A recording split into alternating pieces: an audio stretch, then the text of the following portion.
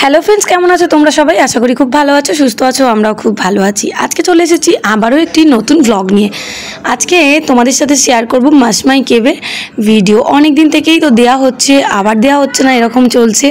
তো যাই হোক, এটা যদিও শখে, এগুলো স্মৃতিগুলো রেখে দেওয়া, জানি না কার কতটা ভালো লাগছে, কিন্তু আমি আমার স্মৃতিগুলোকে সংরক্ষণ করে রাখছি।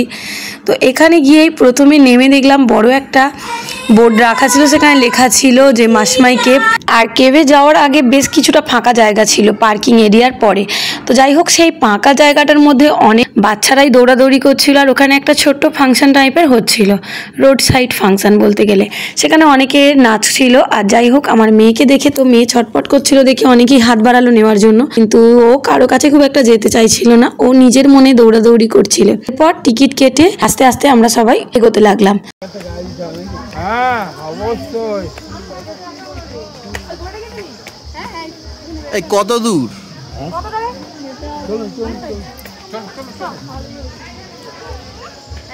যাক, এটা ওঠার সময় উঠে পড়ছো ঠিক আছে, নামার সময় অসুবিধা হবে না। আর যেটা নেমে যাচ্ছে উঠতে হলেই মুশকিল। এখন মনের জোরে চলে যাবে ওপরে, বুঝেছো? আর এখানে বেশ অনেকগুলো সিঁড়ি প্রথমেই পার হয়ে উঠতে হলো। আর আমরা তো ভাবলাম যে সিঁড়িগুলো উঠে গেলেই হয়তো পেরে যাব, কিন্তু পরে তো দেখা গেল অন্য জিনিস। তো যাই হোক, চলো তোমাদেরকেও দেখাই কেমন লাগলো।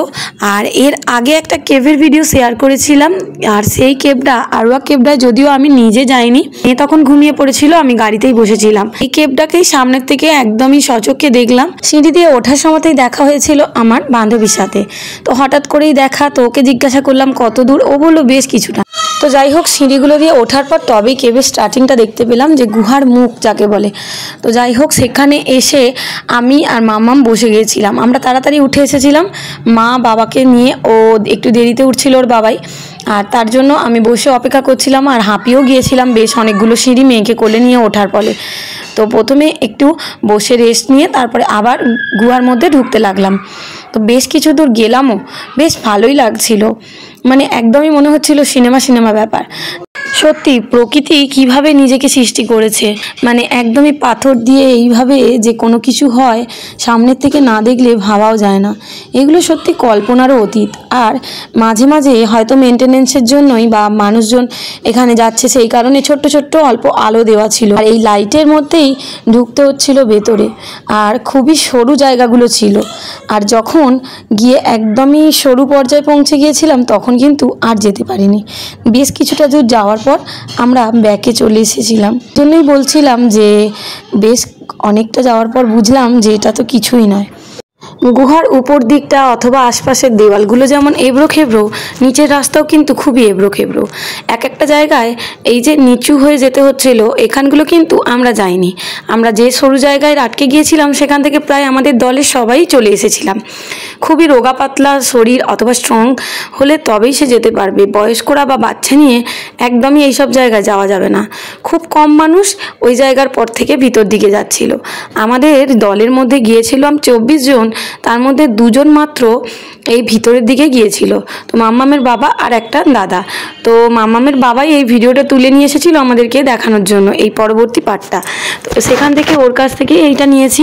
জায়গায় এতটাই পরিমাণ অন্ধকার ছিল দেখো, যে খুব ভালোভাবে বোঝাও যাচ্ছিল না, এমনকি মানুষজনকেও খুব ভালোভাবে দেখা যাচ্ছিল না। যারা রংচঙে জামা কাপড় পরেছিল একমাত্র তাদেরকেই ঠিকঠাকভাবে বোঝা যাচ্ছিল। এই যে দেখো ঠিক সরু কতটা, এই সরু জায়গাগুলো দিয়ে কিন্তু যেতে হয়। তো যাই হোক, এই জায়গায় গিয়ে দাঁড়িয়ে অনেকে কিছু বলছিল। আর তারপর এই যে দেখো ওপর দিক থেকে খুবই সুন্দর লেগেছে এই গুহাটা। কিছুটা আসতে পেরেছি ঠিকই, কিন্তু আগের গুহাটাতে মানে আরোয়া কেভে প্রায় আমাদের দলের মধ্যে সবাই গিয়েছিল, কিন্তু এটাতে সকলেই সাহস করে যেতে পারলো না। যাই হোক, গুহার মানে বাহির পথ ছিল অন্যদিকে। আর আমরা যেহেতু মাঝ রাস্তায় চলে গেছিলাম, আমরা গিয়ে সিঁড়ির মুখে ওই ওপরটাতেই আটকে রয়ে গিয়েছিলাম। আমাদের কোনো ধারণাই ছিল না যে গুহার বাহির পথটা অন্য দিক দিয়ে বা অন্য দিক দিয়ে ওরা বেরিয়ে যাবে। তাই আমরা সেখানে গিয়ে ওদের জন্য অপেক্ষা করছিলাম। আমরা প্রায় সবাই ওখানে বেশ অনেকক্ষণ বসেছিলাম, আর ওরাও আবার বাইরে বেরিয়ে আমাদেরকে খোঁজাখুঁজি করছিল। যখন খুঁজে না পেল, তারপরে ওরা আবার ব্যাকে আমাদেরকে নেওয়ার জন্য চলে এসেছিল, সেই আবারও সিঁড়ি পেরিয়ে ওপরে।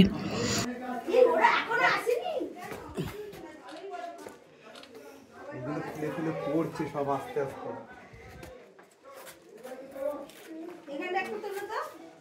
আর এই হলো গুহার বাহির পথ। দেখো কতটাই ছোট দেখলে মনে হচ্ছে, কিন্তু খুবই সুন্দর ছিল, ছবির মতো একদমই। এরপর বেরিয়ে মাম্মাম কি করলো দেখো। ওখানে যেহেতু তখনও পর্যন্ত ফাংশন চলছিল, তো সবাই ভিড় জমিয়ে দিয়েছিল আর যে যার মতো টাকা ওখানে দিচ্ছিল সাধ্য মতো।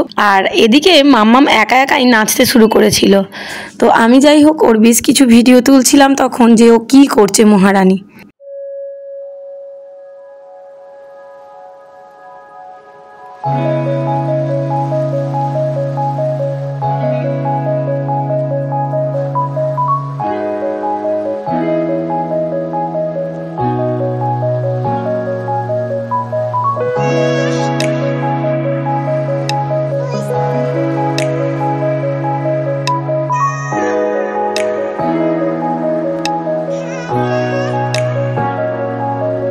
সেদিনের মতো আমাদের ঘোরা ওখানেই শেষ করে আমরা ফিরে এসেছিলাম হোটেলে।